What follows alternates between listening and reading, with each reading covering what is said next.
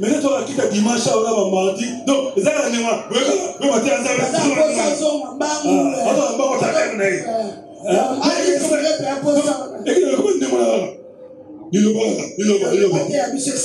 puissance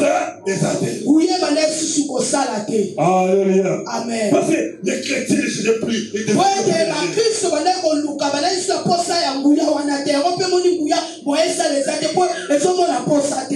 chrétiens qui étaient là, qui vont rechercher l'esprit, ils disent oh prospérité, oh commerce. Donc, on chose qui est au commerce, qui est dans l'ibala, et qui est les gens ne prient même plus. On remonte à la montre. Ah, l'église fait ça à 10 états. Ah, pas ça, pas l'église. Ah, oui, ah, c'est. Donc, les gens sont devenus méthodistes. Donc, empêcher les noirs et les races avec les blancs. Et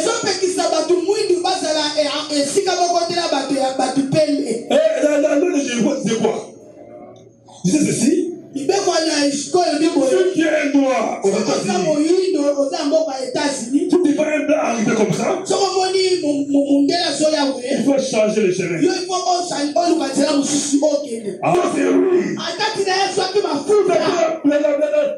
La première femme noire était baptisée.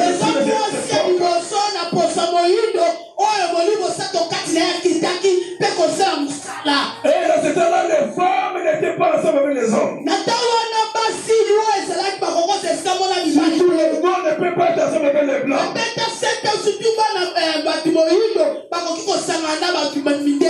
Mais maman Lucie, on a commencé à l'inviter partout dans le monde. Il est pasteur blanc. On organise des conférences, il a gagné. Il a fait esprit.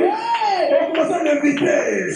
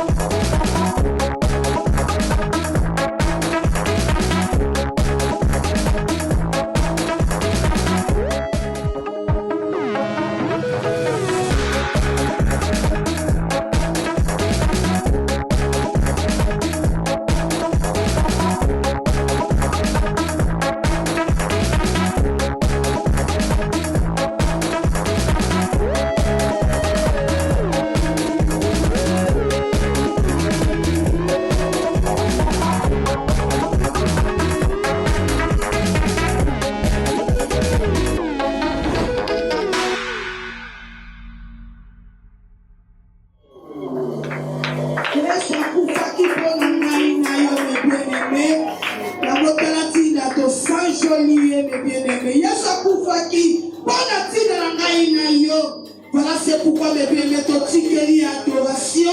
Parce que Zabine Inaye, mes bien-aimés, Azali Zamewana. Et moi, dans mon moment, mes Susu Kokumba Mituna yo. Tomataki Nicolo, mes bien-aimés, pour la Kosanjo la ye.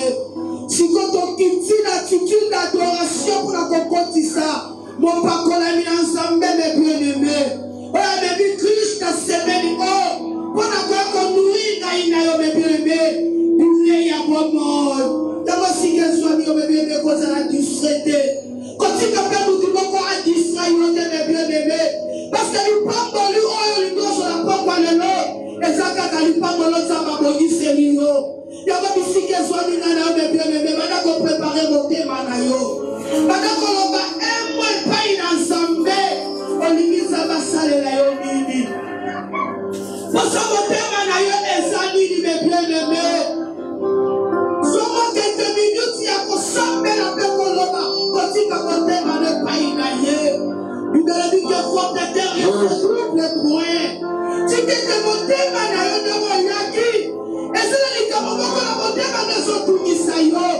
Mais si que la pendant que ça qu'on préparait monter dans yango, il y a besoin d'apprendre à compenser. Il y a besoin d'apprendre à consommer. Il y a besoin d'apprendre à y pendant que nous sommes d'ailleurs. L'adorateur va se mettre à l'issue. La partie qui me connaît bien aimé à 12. Les autres qui s'habillent la présence à jamais. Les autres qui s'habillent sur le milieu. On te dit ce n'est pas la chose. Merci pour ta présence ce soir.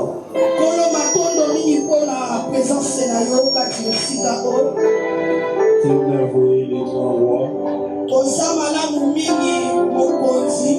Trop redoutable dans l'assemblée des saints.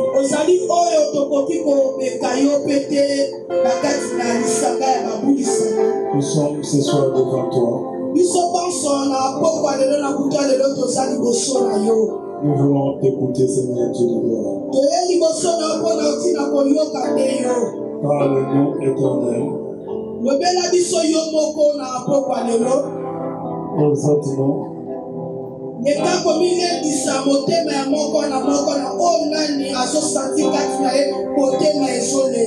Viens nous enseigner ce soir, cet esprit.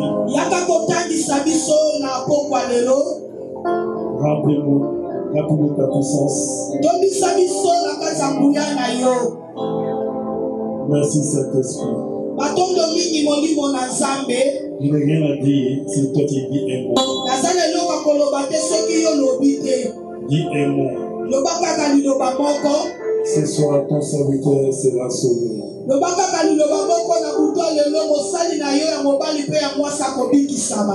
pour la grande foule qui t'a prédestiné ce soir.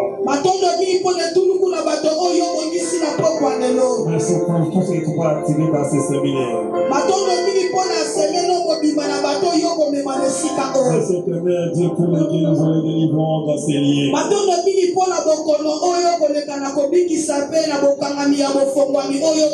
Merci Saint-Esprit pour ton baptême dans ces liens.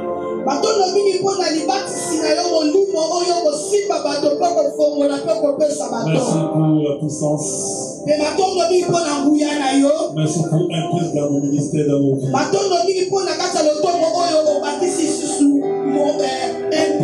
Merci quand tu vas changer les destinées de cette église. Merci pour tout ce que tu vas faire dans ces pays. Dans ces vents nouveaux que tu vas souffler dans ces pays. Que tu as commencé aujourd'hui. On va vivre une vérité de Pentecôte dans ces lieux et dans ces pays.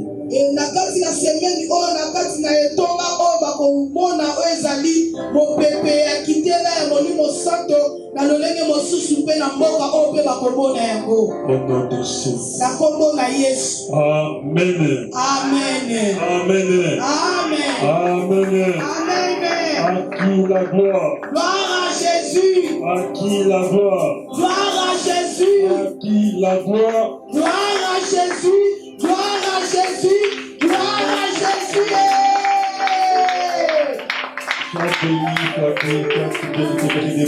Bambola mayom to beki muke kotele malikolo pe profani bangwama. Que Dieu soit loué. Tika na nyoso na kololia swa lokumu. Que Dieu soit loué. Tika na nyoso kololia azwa lokumu. Que Dieu soit loué. Tika na nyoso kolo azwa lokumu.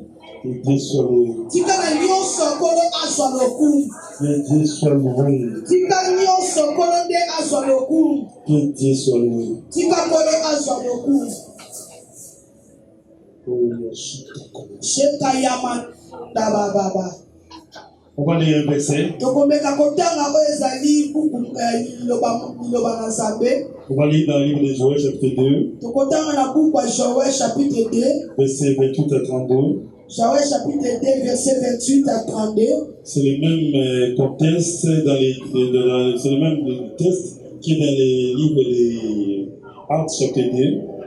Exactement, on a Actes chapitre 2, na Joël 2, Nyosoana, exactement, le 17 à 21. On a Actes chapitre 2, verset 17 à 21. En vous dire, Luc a pris le verset de Joël, chapitre 2, verset 28 à 32. Il a relayé cela dans Actes 2, 17 à 21. Donc, on dit qui a su Maloba, Joël, Lobaki, Yabo Pepe, Lobaki, Yamo, on a dit ça, Actes. Amen. Amen. Dans le livre de Joël 2 et Actes 2, 17 à 21, c'est le même texte. Pourquoi Actes na Joël et Zakaka Lobaka Kamoko et Kaboy na Mabou? Alléluia. Amen. Alléluia. Amen. Donc, l'auteur de l'acte des apôtres a pris seulement tout ce qui a été dit dans Joël. Il a écrit ça dans le livre de l'Acte.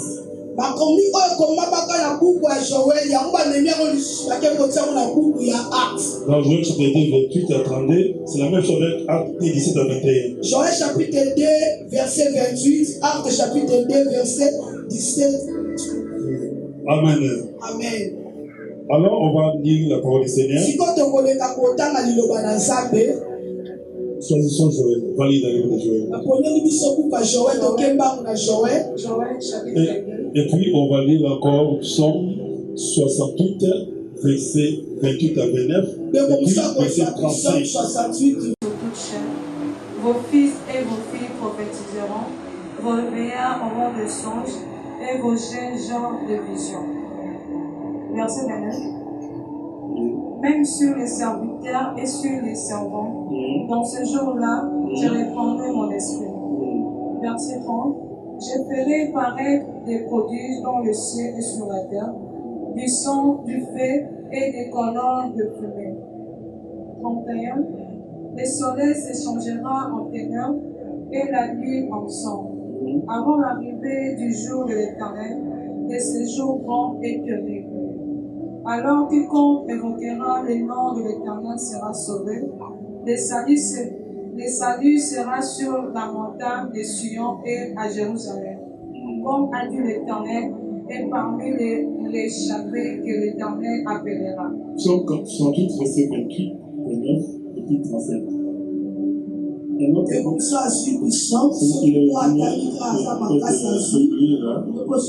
Psaume 48. Non, 68. 28 à 29 et puis 35.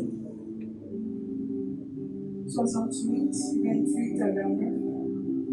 J'ai lu la parole du Seigneur. Ton Dieu ordonne que tu sois puissant, a permis, ô Dieu, ce que tu as fait pour nous. De ton temps, tu règnes sur Jérusalem. Les rois t'apporteront des présents. Verset 30. 35. De ton sanctuaire, ô Dieu, tu es redoutable, le Dieu d'Israël. Donne à son peuple la force et la puissance. Donne à son peuple quoi? La force et la puissance. Donne à ton peuple quoi? La force et la puissance. Oh là là. Donne à ton peuple quoi? La force et la puissance. Dis après moi, Saint-Esprit. Saint-Esprit. Donne-moi la force et la puissance. Et la puissance. Au nom de Jésus.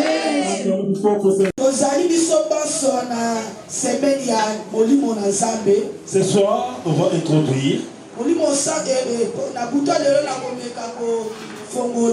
Et nous aurons le temps de prier aussi par la grâce de Dieu. Quand Dieu veut que tu sois puissant. Quand tu lis Acte 1:8, 1:8, chapitre 1, chapitre 1 verset 8, Acte chapitre 1 verset 8, il est écrit ainsi. et comment il boye? Mais vous recevez une puissance. Vous recevez une puissance. Le Saint-Esprit surviendra sur vous. Et vous serez mes témoins.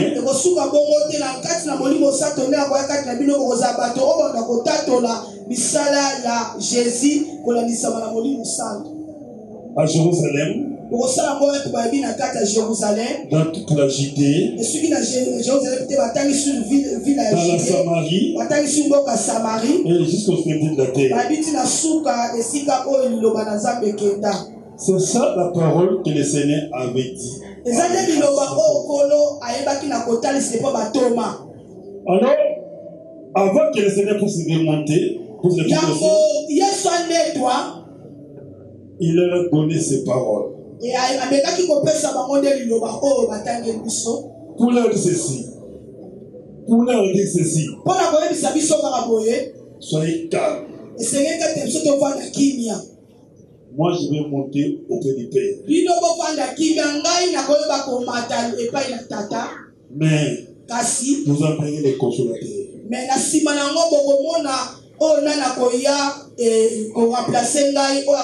Lorsque le consolateur viendra,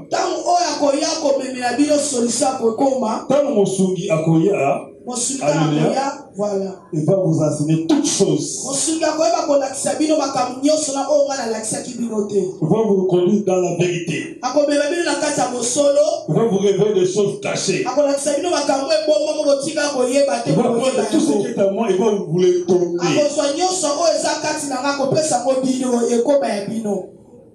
Mais soyez calme.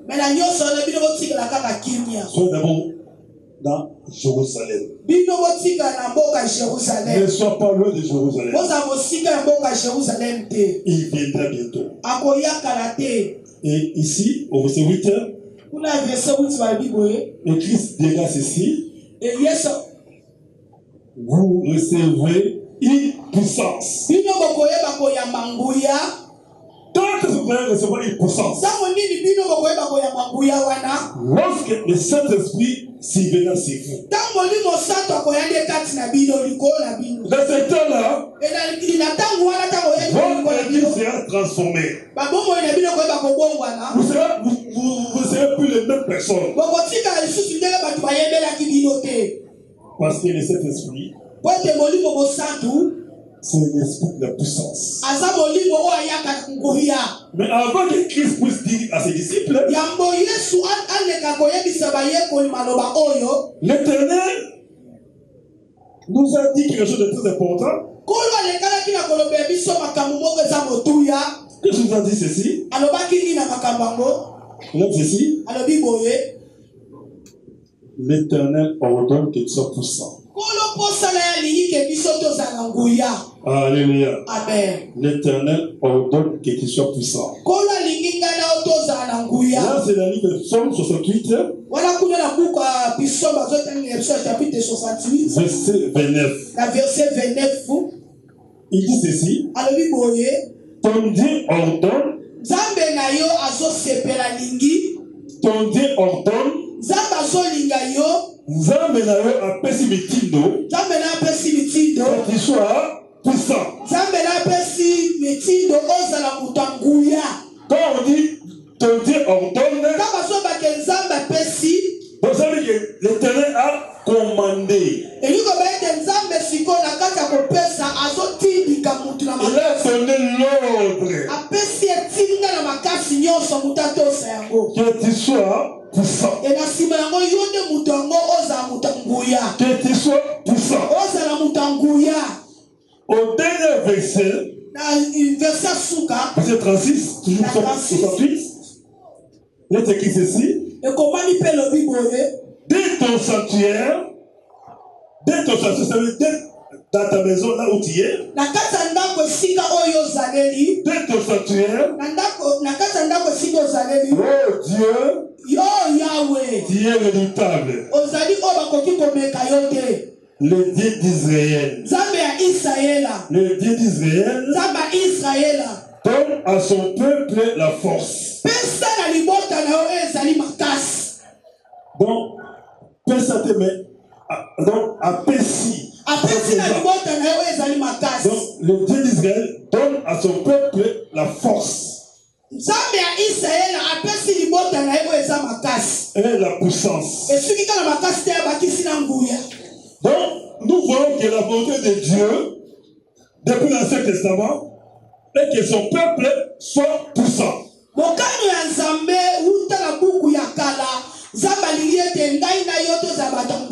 Pendant que j'ai médité ensemble avec cet esprit, quel pourrait être le terme de ce service de Pentecôte?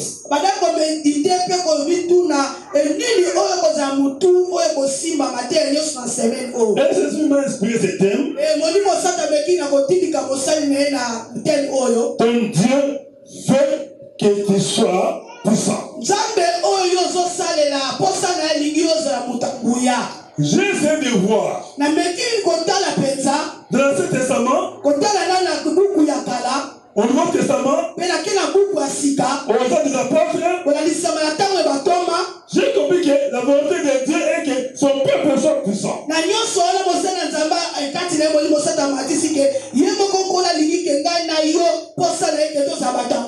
Mais si l'Éternel, nous sommes incapables de me faire cette puissance.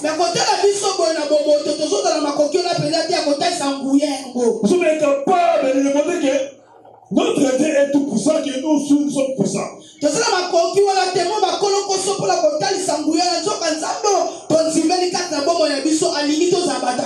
pourtant, la parole de Dieu nous démontre clairement que Dieu a déjà donné l'ordre.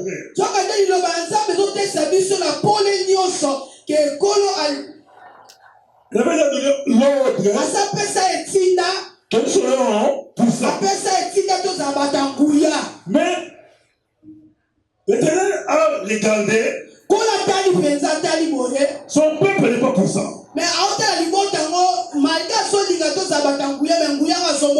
Et pourtant, Dieu est la parole. Dieu, il est la parole. Lorsque la parole de Dieu sort, ça sort pour créer. Ça n'existe pas pour que ça puisse exister. Ça crée ce qui est invisible pour que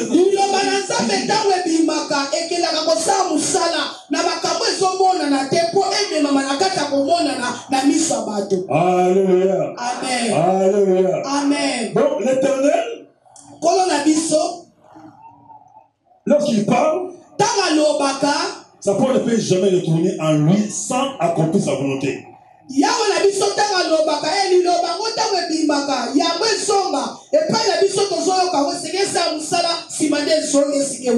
Mais option, l'Éternel avait déjà ordonné que nous soyons puissants.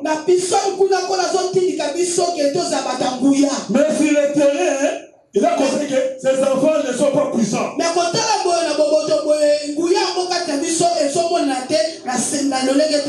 Les démons sont en train de manipuler les enfants de Dieu. Les sorciers sont là pour manipuler les enfants de Dieu.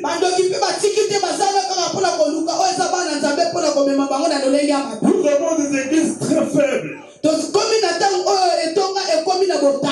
Les peuples de Dieu sont faibles financièrement. Il y a d'autres enfants qui sont pas des enfants de Dieu, les païens sont plus riches que les enfants de Dieu.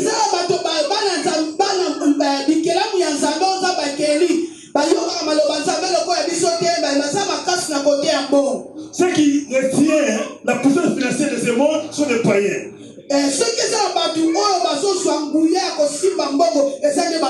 C'est les païens qui dirigent le monde par leur finance.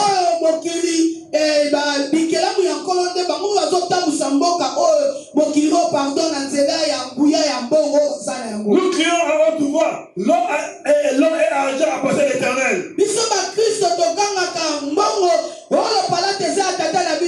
Mais sur le terrain, rien ne va. C'est ça ce que Salomon aussi avait constaté. Salomon avait crié. Il a dit, vanité, tout est vanité.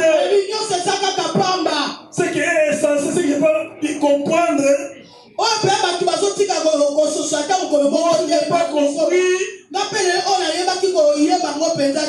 J'ai vu sur la terre les esclaves se promener dans les chevaux.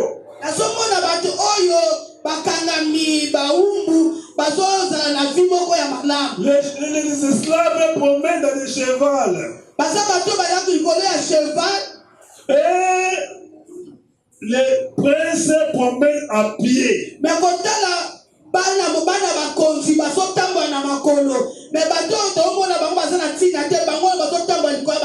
Les païens sont Carlos, ils sont très bien habillés.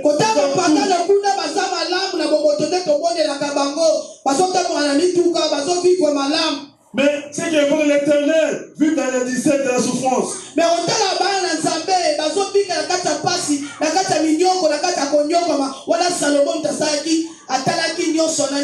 païens se marient facilement sans avoir fait des efforts. Mais les chrétiens, pour se marier, c'est un problème sérieux.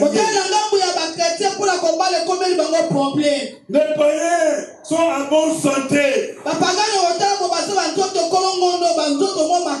Mais les hommes de Dieu sont souffrants.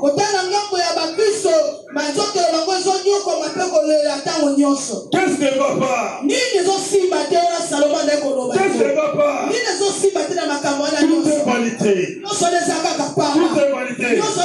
Tout est vanité. À part de cela, l'Éternel, il a dit c'est pas possible. Salomon, je suis pour toi aussi. Et votre Éternel avait ordonné.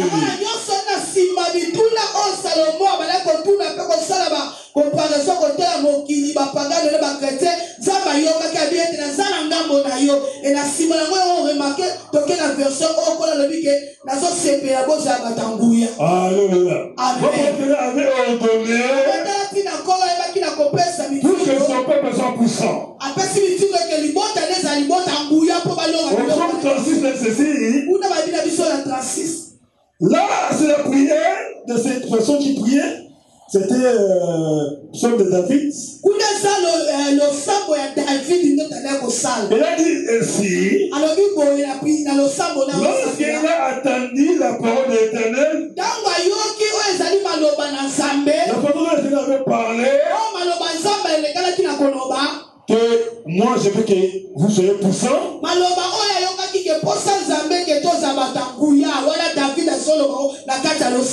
Et au verset 6 il a dit ceci.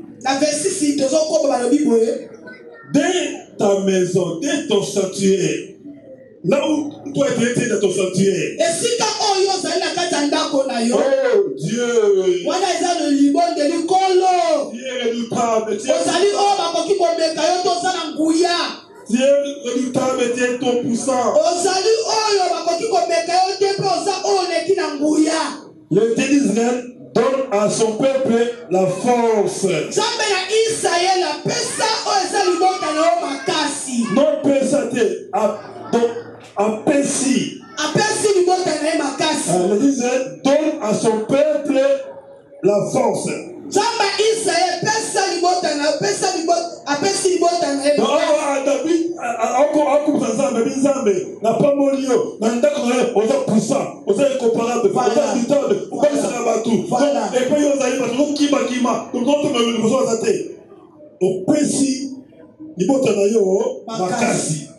Alléluia. Amen. Qui donne à ton peuple la force et la puissance.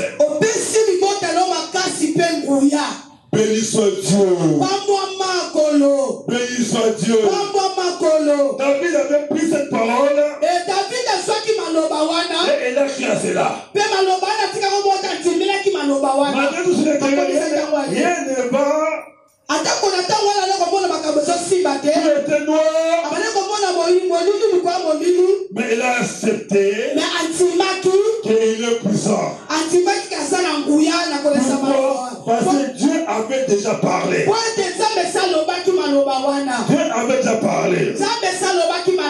Dieu avait déjà parlé. Vous savez, dans les choses de Dieu, on prend ce qui est invisible pour les habiller, ça peut devenir visible. Un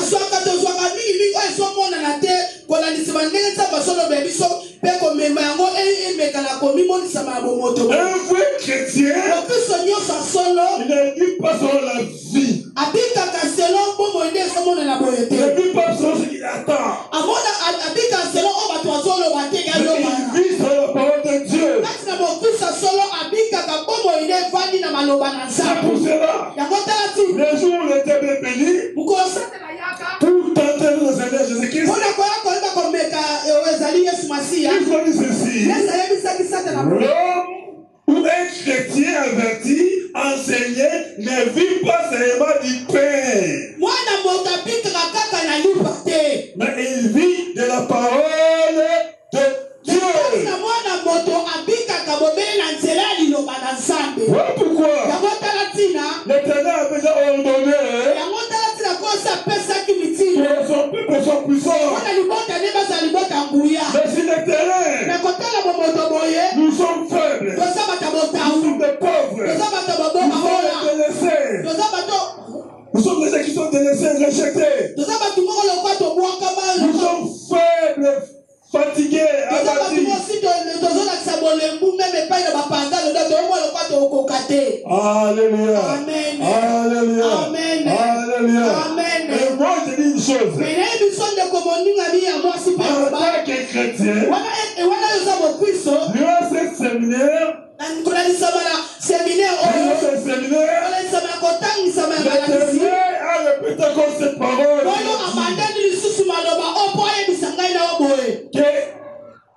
Que dans sa volonté, il veut que tu sois puissant. Ton Dieu veut que tu sois puissant. Ton Dieu veut que tu sois puissant.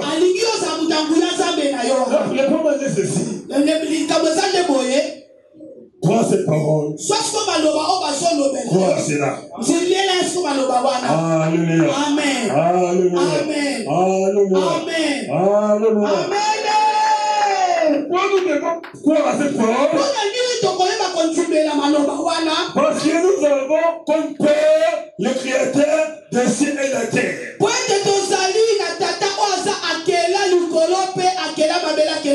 Nous avons comme Père celui qu'on appelle le Tout-Puissant. Sa puissance est illimitée.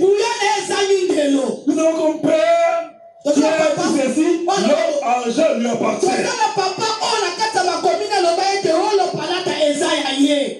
Nous avons comme Père celui qui est le maître des souffles.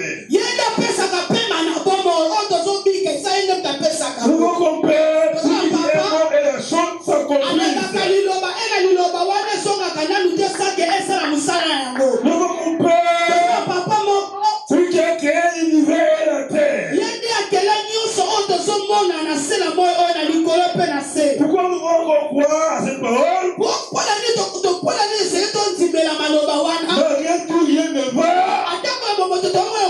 Malgré tout, souffrant. Parce que celui qui appelle ses enfants, nous, ses enfants, nous avons l'Éternel de Tout-Puissant. Notre Père, celui qui a créé les diables, les démons, les sorciers, tous les occultistes.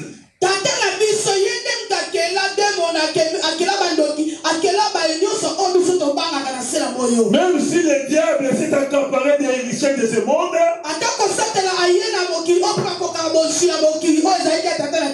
mais l'Éternel est le Tout-Puissant. Il est notre Dieu. Il est notre Dieu. Il est notre Créateur. après avoir constaté na nsima kotala nyonso oyo Salomo atalaki que ses enfants souffraient, bana nanga bazonyokwama malgré tout, il a donné ordre qu'ils sont puissants. wana pesa nzela mitindo ke tozala batanguya Nous sommes incapables de manifester cette puissance. tozokoka komimonisa nguya yango te. Et il dit ceci, alobi lisusu boye à travers Jésus-Christ, na nzela yesu masiya let avantage que je m'en eza malamu ngana matala kende let avantage que je eza m'en malamu ngana matala kende si je m'en vais, akei j'envoierai le Saint-Esprit. nakotikela bino molimo sato J'envoierai le Saint-Esprit. nakotikela bino molimo sato J'envoierai le Saint-Esprit. nakotikela bino molimo sato Et pour cela, nakotala tina dans l'ancienne alliance, ezabukwa kala il avait mis la parole dans la bouche de Joël. ataki maloba na monoko ya profete joel Pour dire ceci, koloba boye dans les derniers na jours, mokola suka mon éternel Dieu des armées, ngai nzambe bibundeli mon votre Père, ngai tata na bino qui avait ordonné que vous soyez puissants, oyo nalobaka na bino ya sepela boza batanguya qui t'avait dit que tu sois puissant, oyo ayebisa kozala motanguya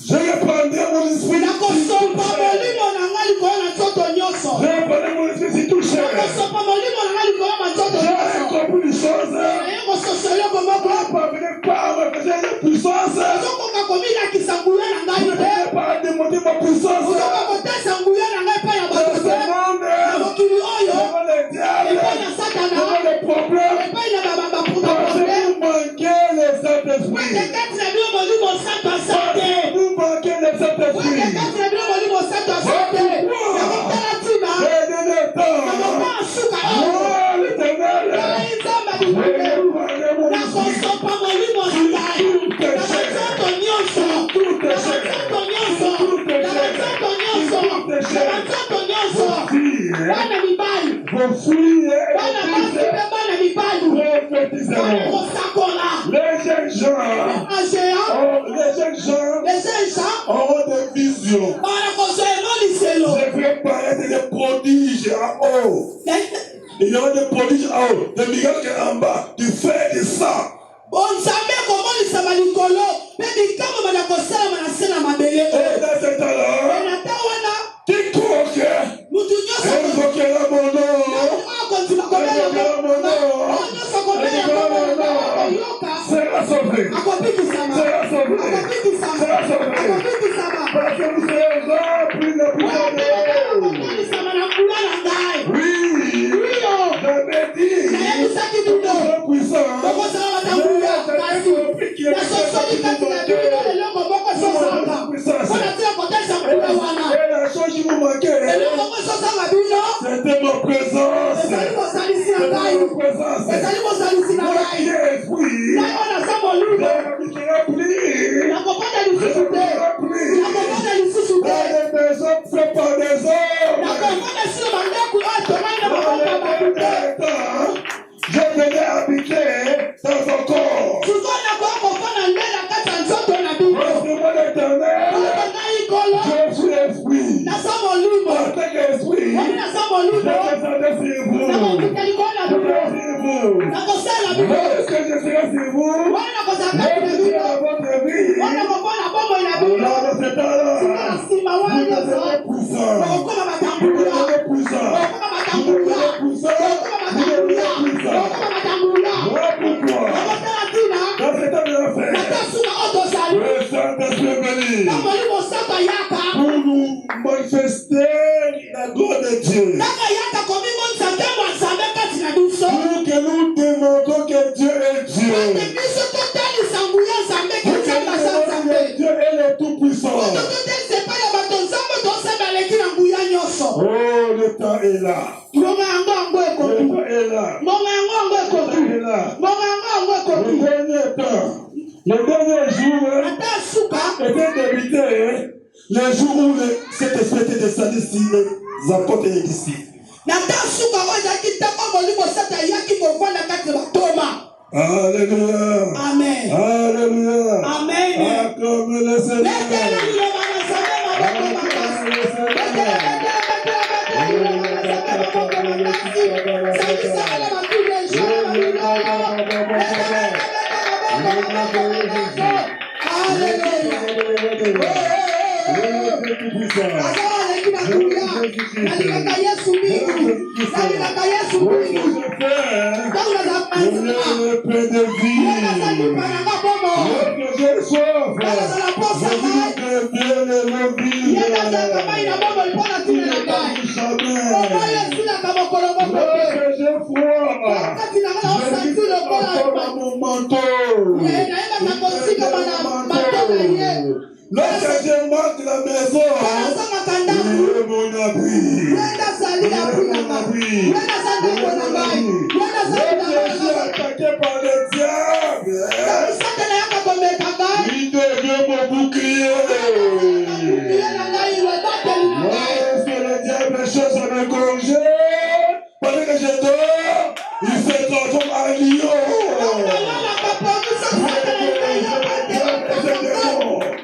Voilà pourquoi j'aime Jésus-Christ. Pourquoi j'aime Jésus-Christ. Pourquoi la gloire soit pour Jésus. L'Éternel ordonne que tu sois puissant. L'Éternel ordonne que tu sois puissant. Il t'a donné la force. Il t'a donné la puissance. Acclamez le Saint-Esprit. Le Saint-Esprit. Si tu appelles le Saint-Esprit, aujourd'hui, dans ce séminaire, tu vas demander le Saint-Esprit. Si le Saint-Esprit est attisé en toi, demande-lui pardon pour qu'il soit activé dans ta vie. Et soit transformé.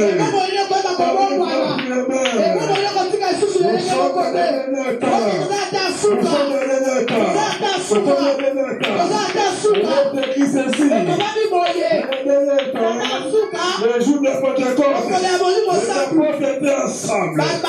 Ils étaient des Juifs. Ils étaient enfermés dans une maison. Tout à coup, il va effectuer. Encore dans la maison. Avec une certaine voix, il se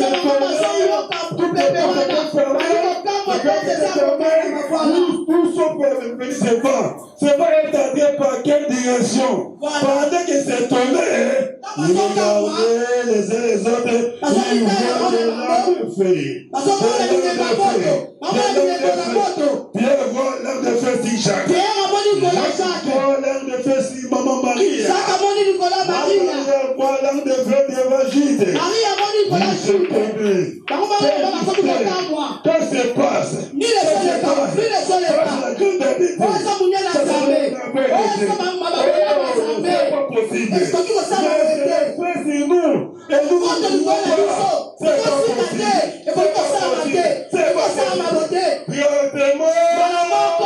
Là, on se transforme.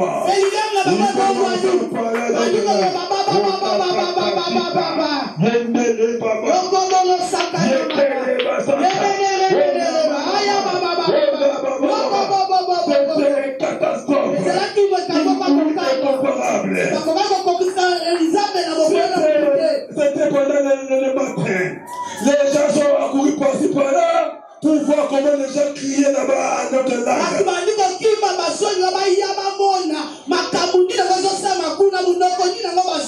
Mon grand-père, je crois bien, était congolais. Il est entré là-bas, il a vu Pierre parler à Lingala.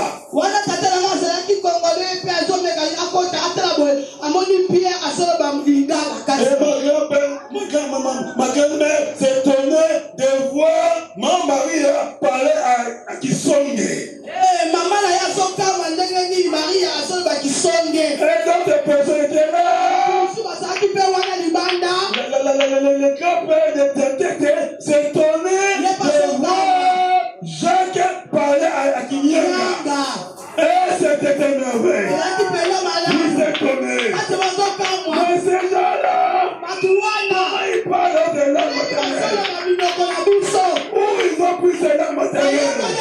Mais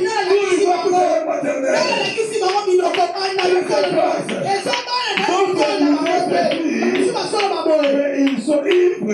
Ils sont ivres. Ils sont ivres. Je s'éleva. Il dit ceci.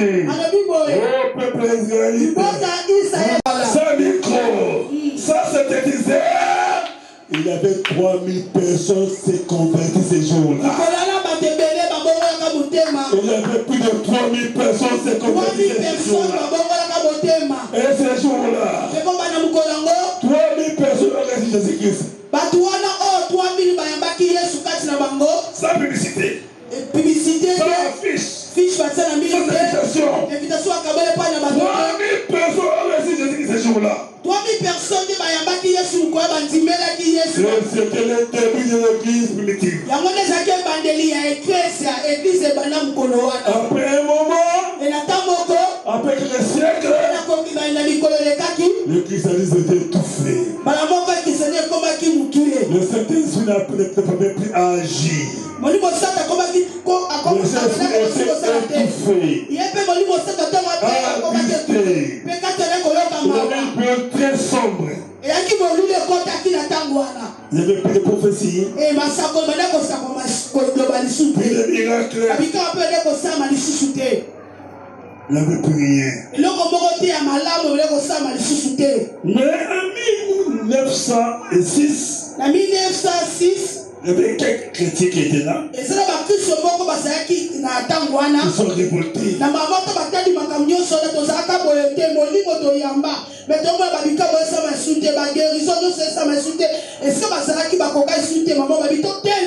C'est pas possible. Comment il n'y a plus rien? Alléluia. Comment il n'y a plus rien? Alléluia. Amen. Il y avait un blanc qui s'appelait Charles. Charles Parham. Il était un pasteur blanc. Après avoir étudié la parole de Dieu, il a créé une école biblique. Il a rassemblé les pasteurs pour étudier les enseignements sur cet esprit.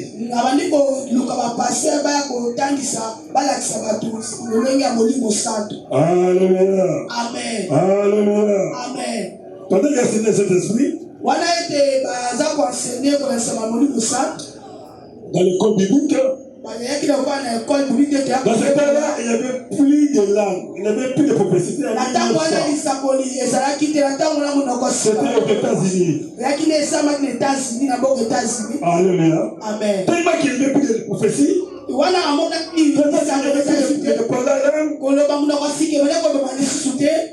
il a dit non. La parole de Dieu dit ceci. Le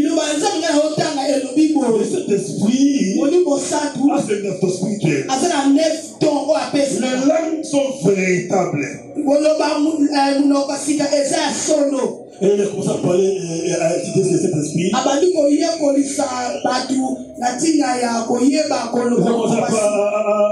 parler verset par verset. Alléluia. Amen. Alors dans ce temps-là, aux États-Unis, il y avait des lois qui interdisaient aux Noirs d'être assemblés pour les Blancs. On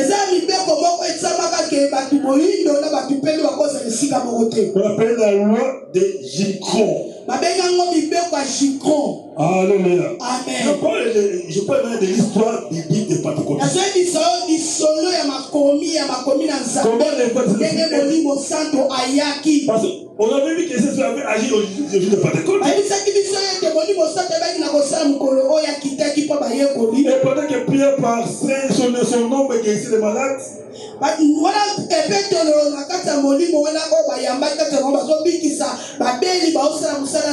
là, Paul prêchait, il y avait des qui mettaient des linges dans les corps de Paul. Lorsqu'il prêchait les personnes guéries, les démons sont délivrés. Tant Paul a fait côté à sa malam, la côté à sa malam. Voilà quand il a passé na doigt guérison à reçoit papa mouchon naie et la mbabé nini à repenser à mon dos. On dit que ça d'autres babeli basopi kambala moko. Église après Pentecôte, incroyable. Et parce que c'est bien la église primitive. Babita et bada ko ça mami et ça qui et tout baya la katna église primitive. Le premier siècle était ma porte accueilli, ma kufi. Après, maman, bato wana ko bazwaki epakolami molimo santo ntango basalelaki ntango na bango ntango na bango esilaki bakufaki église primitive na ntango wana bamikamwa bageriso koparla langue bandaki kosala lisusu te mpo bato wana bakufaki. Les chrétiens qui étaient là, qui ont reçu cet esprit, vie na bango kaka o libala, o prospérité, au commerce. Donc, on chose qui est au commerce, qui est dans libala, et qui est les gens ne priaient même plus. On remonte à montre. Ah, l'église mais ça a 10 ans. Ah, pas ça, pas l'église.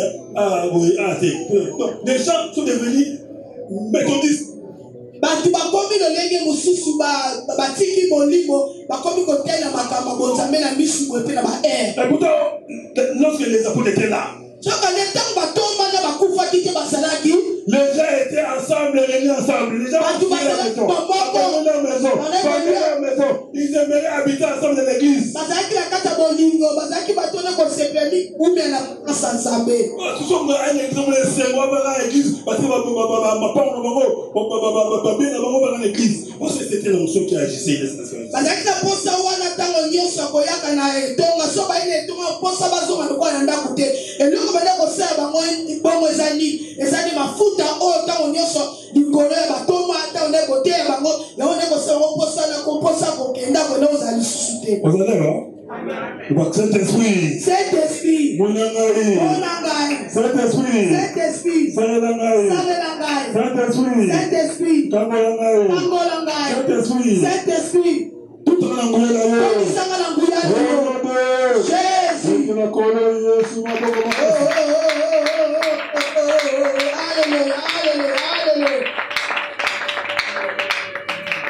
Même l'Égypte, l'Égypte est Maroc là. L'Égypte était un pays charismatique.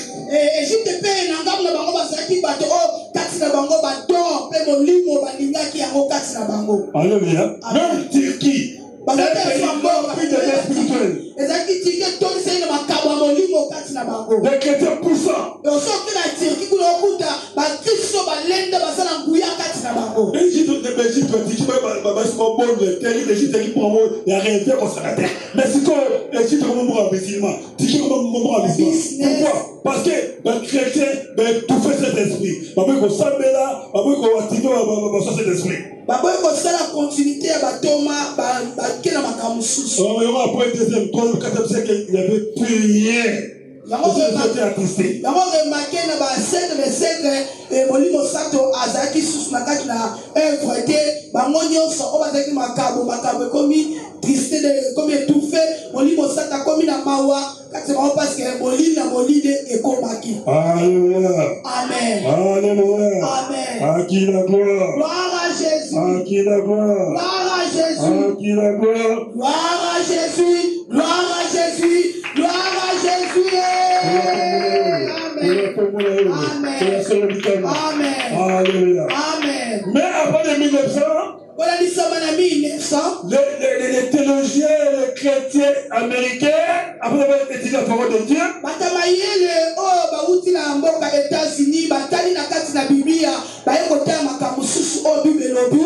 comment nous pouvons faire la Pentecôte? Comment nous avons plus de miracles? Où c'était là?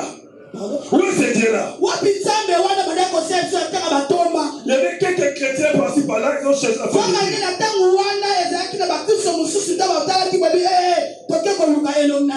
Alléluia. Amen. Mais Dieu agissait isolement. Dans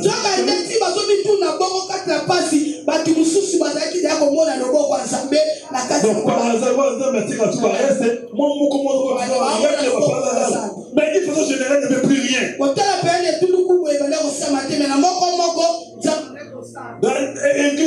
Le roi de toi qui t'a dimanche à voir. Moi qui t'a parlé là, bien. Alléluia. Bien, il va y avoir Pentecôte. Mais là, toi qui t'a dimanche à voir, mardi. Donc, les gens, nous matin,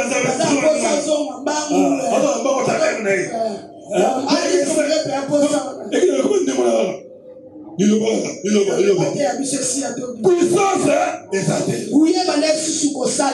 Alléluia. Amen. Parce que les chrétiens ne cherchaient plus.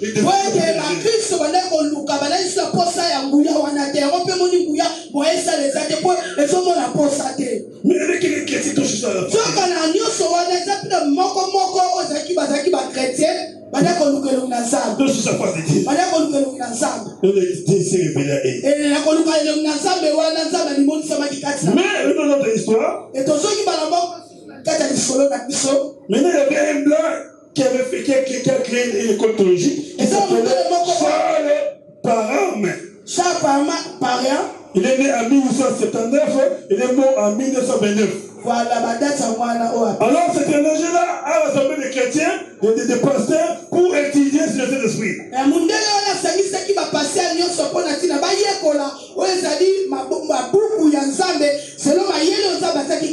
Mais dans ce temps-là, il y avait des lois qui étaient des noirs et des blancs ensemble.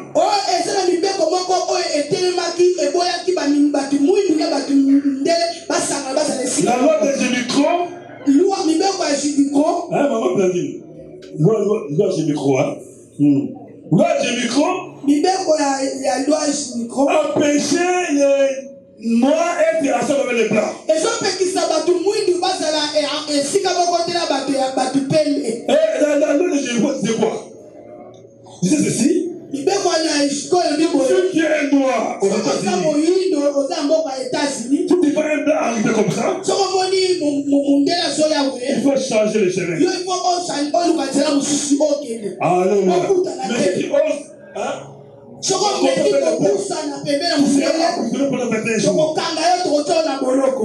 blanc arrive, entre dans le bus où il y a des noirs, tous les noirs vous serez derrière. Laissez les blancs là-bas. À 18h, tous les noirs seront obligés d'entrer dans leur maison.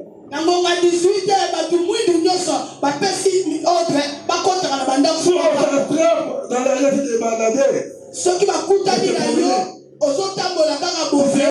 Arrêtez pendant 21 jours. Et après la loi de Jémicro, il y avait la loi de Sofrich. Et ces lois-là disaient quoi? C'était la discussion contre les femmes. C'est qu'une femme ne peut pas être là où il y a des hommes. Une femme ne peut pas voter. Une femme ne peut pas prêcher. Une femme ne peut faire le travail des hommes. Une femme ne peut pas conduire. Donc dans cette parole, il y avait des lois qui séparaient comment dirais-je, les blancs et les noirs, les femmes et les hommes.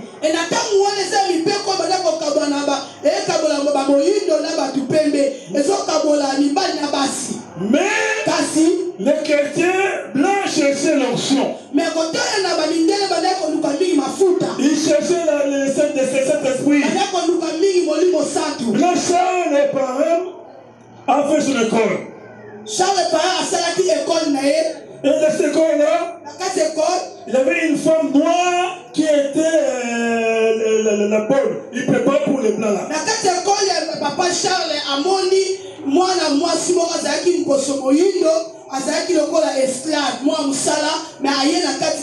Cette femme-là était sous les nounous des enfants de blancs.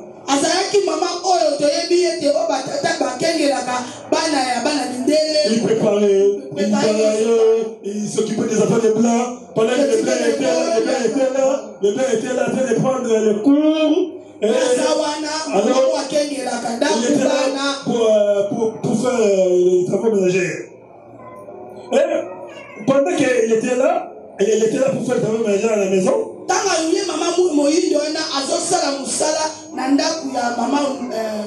Charles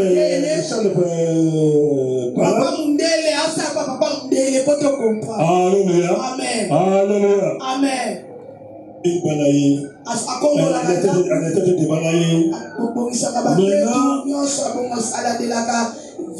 Charles Parham est en train de prêcher, d'enseigner. Il a ouvert le livre de Joël chapitre 2. Verset 28 à 32. Il parlait sur le Saint-Esprit.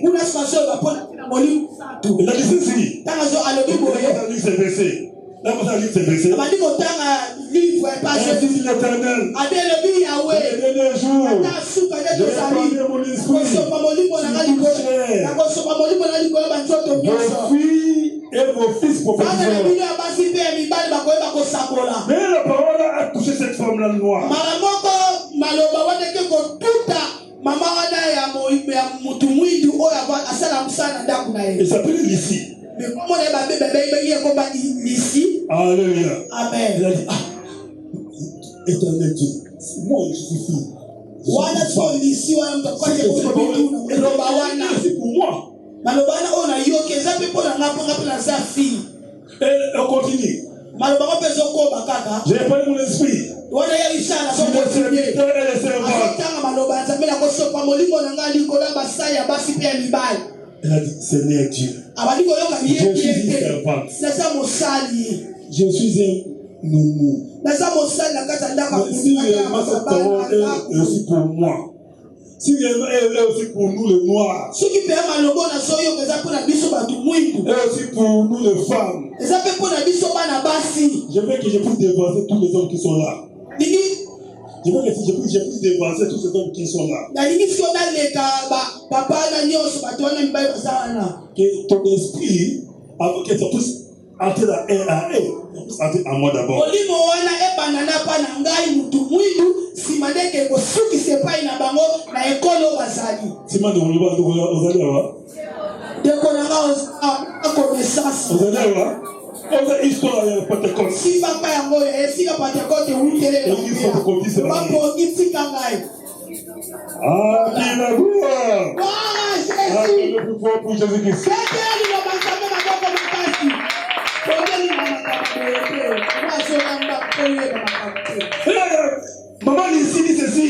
wana sikoyo mama moyindo wana kombo lisi oyo Ici Pharaon.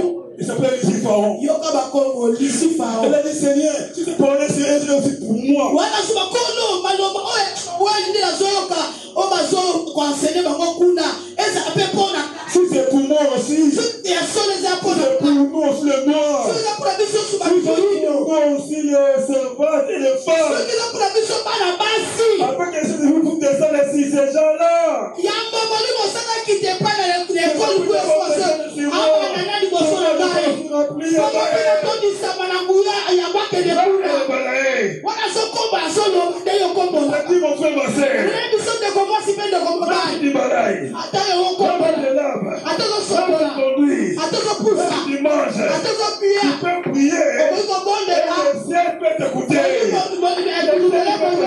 likolo mpe koyanola yo Tellement qu'il avait soif. wana azalaki na posa wana kati na ye Directement dans le ciel. kona ye Parmi tous ces gars-là, personne n'avait parlé à l'âne. etalika bakokama bango nyonso bato mundele munoko asika mpona bango Tous les personnes qui étaient là n'ont pas parlé à bakose l'âne. nyonso wana balobaki monoko asika te Mais elle a commencé à parler à l'âne. kaka libondeli ya mama lisiana moyindo wana alobaki kolo bandana liboso na nga nasengi lembola mpenza basali yango abandi na liboso na ye Elle a commencé à parler à l'âne. abandi koloba monoko asika Elle a commencé à prophétiser. soki bongo te bakisaka kosakola Et à part ça, elle a eu les dons de guérison incroyables. asisi likambo ya kopikisa ya kokamwa Alléluia. amen Alléluia. amen Elle a commencé à parler six langues. abandi koloba minoko asika Alléluia. Amen. Elle n'a jamais étudié l'allemand, elle a commencé à parler allemand correctement. voilà Elle n'a jamais étudié le grec, elle a parlé grec. abandi koloba minoko te yota molimosa nazotangisa ye na C'est terrible. mokoyani ezalaki bato azokamwa Et elle a eu l'onction sur lui. akati na ye zwaki mafuta La première femme noire était baptisée. eza mwasi ya liboso na posa moyindo oyo molimo sato kati na ye akitaki mpe kosala mosala Et dans ce temps-là, les femmes n'étaient pas ensemble avec les hommes. na ntango wana basi oyo ezalaki bakokosa esika mona mibali Tout le monde ne peut pas être ensemble avec les blancs. beta sete surtout bana bato moyindo bakoki kosangana na bato mindele te Mais maman ici, mama lisi on a commencé à l'inviter partout dans le monde. me bakoki kobengabenga ye bisika nyonso bisika Tous les pasteurs blancs organisent des conférences sur la guérison du Saint-Esprit. On commence à l'inviter. soki bapate ipate bamindele baosala convention azalaki mama oyo bakomaki kobenga ye liboso balobaki na loi bati moyindo na bati pembe bakokoza esika moko te mibali na basi bakokoza esika moko te me molimo sato ntango ye kosima mama lisi bakomi kobenga ye partout na bakonvention bapasa mindele bakipaki lisu te kaza mwana mwasi bakipaki lisu te kaza moyindo mbala moko a brisé la loi des Jérusalem et la loi de Sophonie. Mibeko a loi et j'ai vu abuki yango ya Sophonie pe abuki yango. Et tout cela a été brisé. La loi na bikono e bukolaki. Et on s'est déméché debout lorsqu'elle est entrée dans des conférences. Pardon. Les gens avec les blancs se mettaient debout. Bazaba bo tango alekoma kisoki azokota batu pembe bapasera pembe bazotelema mpona koyamba mama lisi oza poso boyini. Mais pourtant wana na États-Unis loi ezakaka. Zongande loi ezakaka. Voilà. Bakosa kaza mutu mwingi. Bakosa ni molimo sa ko bien-aimé. Le Saint-Esprit, c'est utile. Là où les gens sont inutiles. Le Saint-Esprit, c'est levé. Là où les pasteurs ont baissé. Le Saint-Esprit, entrer. Là où d'autres personnes ne peuvent pas entrer.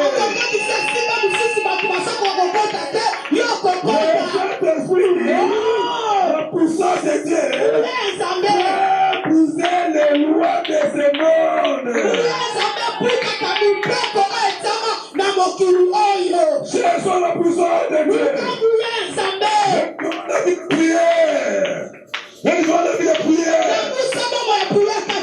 Cherchons le Saint-Esprit. Cherchons la gloire de Dieu. Dieu va que l'issue de devenir intéressant et important.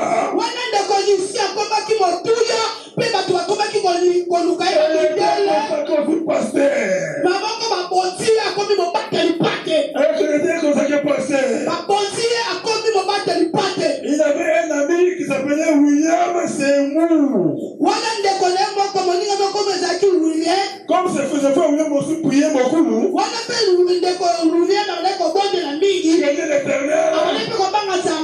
Il dit au professeur de l'université. Il dit à le recteur de cette université-là. J'ai un ami. J'ai un frère. Il s'appelle William. Il s'appelle William. Je le connais. Quel Dieu. Il est moi. Est-ce qu'il peut venir à l'université? Pour étudier. La loi interdit que les noirs puissent dire ça avec les blancs. Moi, j'ai demandé. C'est mon faveur. Vraiment, il serve la grâce de Dieu. Le lui autorisé. Il a dit, et William vient prendre le cours. Il veut prendre le cours de théologie ici. Dans notre université. Il n'a pas dans l'auditoire ensemble avec les blancs. Il va suivre le cours à l'extérieur de la fenêtre.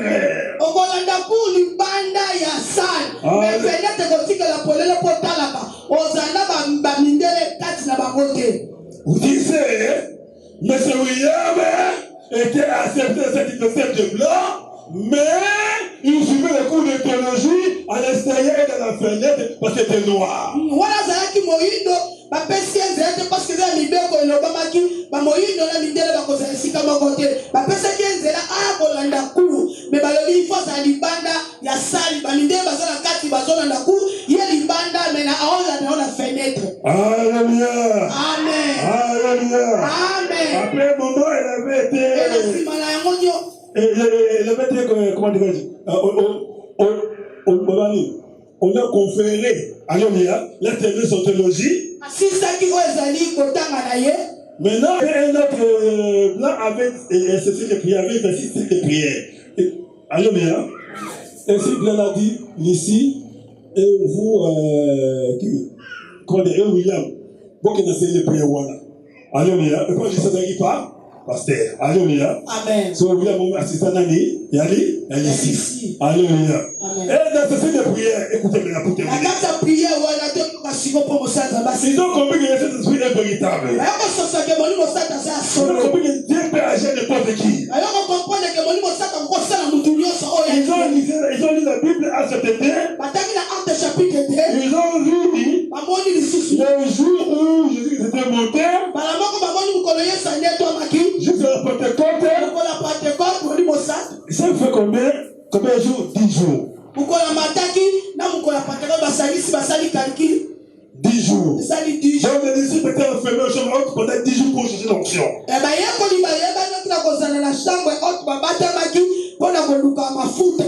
Pendant 10 jours. Maintenant ici, et William, ils ont fait des annonces partout. Ils ont fait des annonces partout. Ils ont dit ceci. Nous voulons des chrétiens capables de prier pendant 10 jours sans relâche. Pendant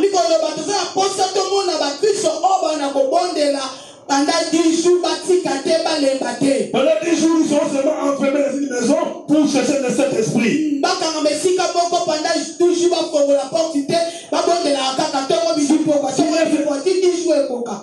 Les gens qui sont capables, qui viennent dans le pays de prier. Et s'ils disent, il y avait des gens qui sont venus dans les délais de prière. Il y avait 22 femmes et 9 hommes. Ils ont pris 5 jeunes. Ils sont venus. Ils ont dit non. Il ne faut pas entrer comme ça. Parce qu'on va prier 10 jours sans sortir. On va fermer la maison. Si vous acceptez, signez. Signé dit que moi, j'entre ici, je ne vais pas sortir pendant 10 jours.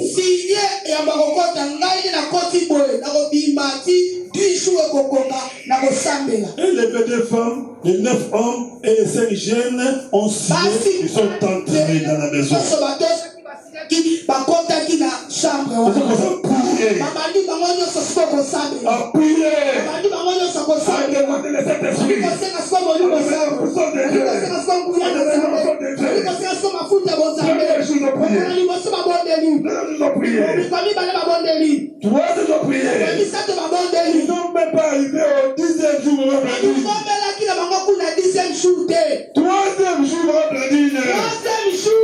l'onction était descendue.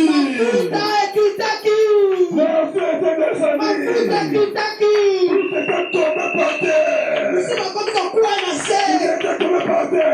Ils ont commencé à parler à l'âme. Comme le jour de Pentecôte. Ils ont commencé à prophétiser. Il y avait une femme qui s'appelait Jérimou.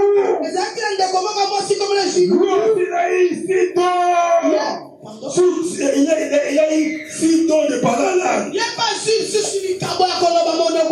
Elle commence à parler anglais, français, portugais, allemand, grec, latin. Alléluia. À part ces 6 langues, elle n'a jamais joué au clavier, au piano. Mais ces jours-là, avec l'onction de Saint-Esprit, sous l'onction de toucher le clavier, il a commencé à jouer au clavier. C'était incroyable. Et personne n'a joué au clavier.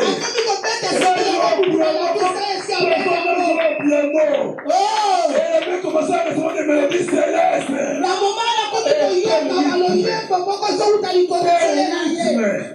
Quel rythme! Quelle mélodie! Ça c'est le Saint-Esprit. Ça c'est le Saint-Esprit. L'intelligence que tu n'as pas. Ne peut te donner le don de créativité. Je ressens la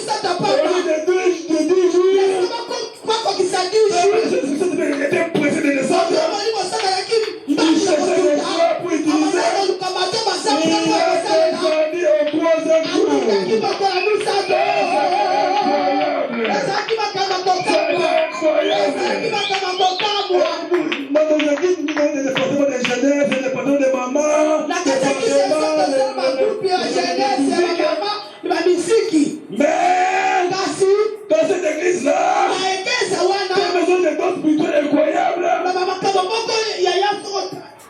Il y avait des dons incroyables. Il y avait des dons de dentition, département de dentition. Alléluia. Amen. Il y avait quelqu'un qui s'occupait des départements de dentition. Des dents. Les gens qui manquent des dents.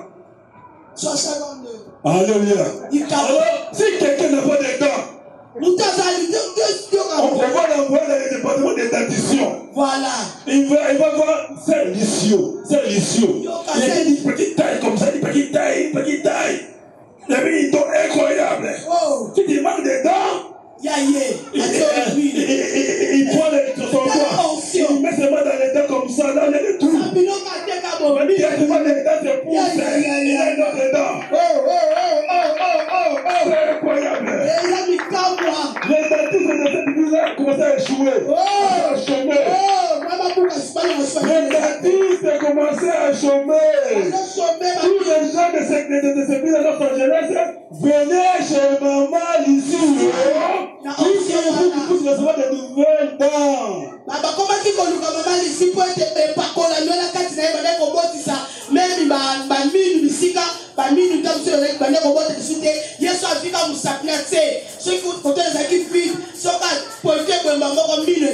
C'est incroyable.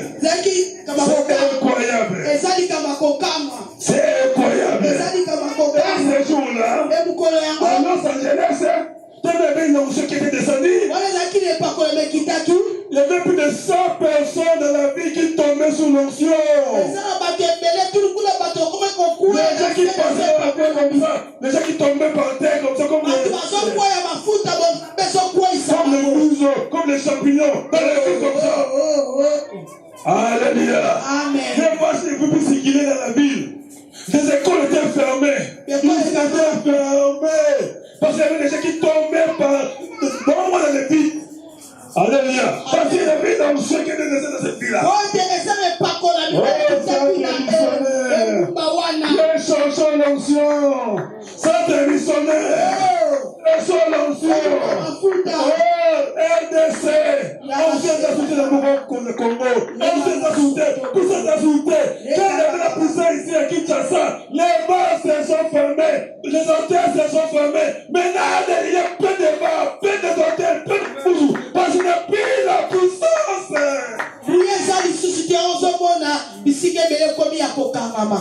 Alléluia. Alléluia. Voilà pourquoi.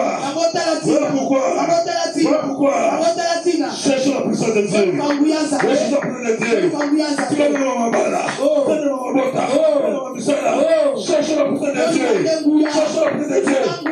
Cherchons la puissance de Dieu. L'Éternel ordonne. L'Éternel ordonne. Des capos. Cherchons la puissance. Cherchons la puissance. Cherchons la puissance. Cherchons la puissance. Cherchons la puissance. L'Éternel ordonne. Nous sommes pour ça. Amen. Amen. Tu vas être par ici. Alléluia. Amen. Là, tu vas dans la foi. Alléluia. Alléluia. Amen. Département d'addiction. Nous sommes un département de paralysie. Alléluia. Amen. Si tu es paralysé, on t'envoie des départements de paralysie. On t'envoie changer de département là. Et il y avait des choses incroyables. Alléluia. Amen. Il y avait des gens, au moment où on sort là, tout le monde le dit. Alléluia. Cherchons la puissance de Dieu. Cherchons la puissance de Dieu. La puissance de cet affaire n'est pas pour le pasteur.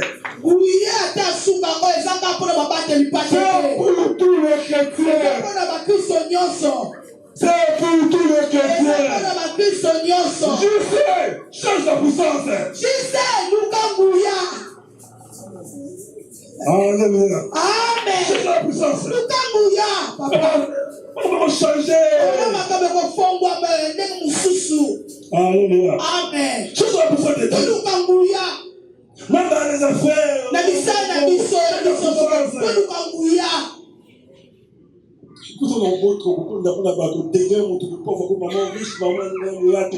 Alléluia. C'est possible. Alléluia. Alléluia. Il y a des gens qui ont cherché la puissance. Mais c'est pas comme tu as su que nous faut changer. Alléluia. Amen. Nous sommes dans l'état de la paix. On est écrit dans les derniers jours. Dit l'Éternel Dieu, je vais parler mon esprit sur toucher. Vos fils et vos filles prophétiseront. Les jeunes gens auront des visions. Les vieux auront des songes. Il y aura des prodiges à haut. Des miracles en bas. Il y aura du feu, du souffle. Le feu se changera en sang. Alléluia. Amen. C'est ça et là. Voilà. Alléluia. Les réveils qui étaient là aux États-Unis. On a dit à ces gens-là, le maire est venu pour dire avec des femmes, aux 9 hommes et à ces 5 jeunes hommes, pardon, hein, à la personne, il y a tout à parce que c'est la mère. Mais quand la mère, personne moquée. Vous la personne mounée, cherchez un endroit plus vaste. Vous pouvez arrêter de ce que vous faites ici. Ils ont cherché un endroit plus vaste dans un rue qu'on appelle Azusa. Là, c'est incroyable. Là, c'était encore les débits. Alléluia. Là, c'était encore incroyable. Nous voulons l'onction de cet esprit. Et nous ne voyons pas encore ce que cet esprit peut faire à nous. Cet esprit peut dans cette ville d'Azusa. Alléluia. Il y a des gens. Azalewa. Alléluia. Mais à tout bon. C'est un mémé. Alléluia. À quel point on a pris la France, à quel point on a pris Alléluia. Zapomolayo. Zapomolayo. Zapomolayo puissance. Dieu va dire. Sortez la voiture de missionnaire. Cherchons la puissance de Dieu. L'Éternel veut que tu sois puissant. L'Éternel veut que tu sois puissant. Aujourd'hui, on n'a pas l'occasion de beaucoup parler. On va prier demain. Alléluia. Aujourd'hui, je m'arrête par ici.